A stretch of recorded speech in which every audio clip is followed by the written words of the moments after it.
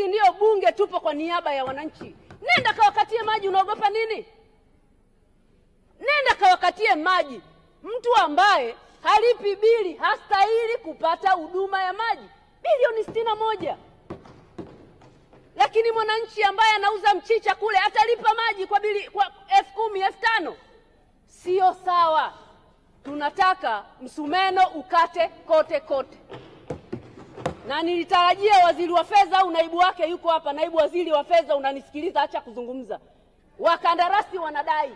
Mmekusanya pesa, pelekeni kwenye mfuko wa maji, wanawake waondokwe na adha ya kubeba ndoo kichwani. Hasa imagine sisi mamlaka yetu ya maji tu pale Bunda tuna miradi ya bilioni 14. Taarifa.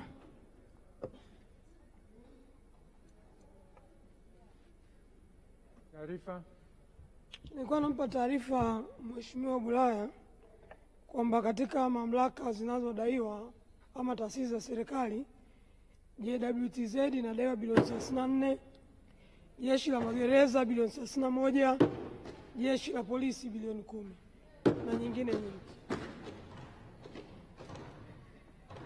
Na wizara kibao pia zinadaiwa.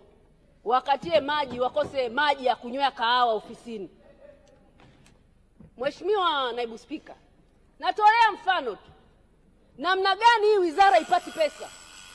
Endelea kufuatilia Wananchi TV, subscribe, comment na share kwa taarifa nyingi zaidi.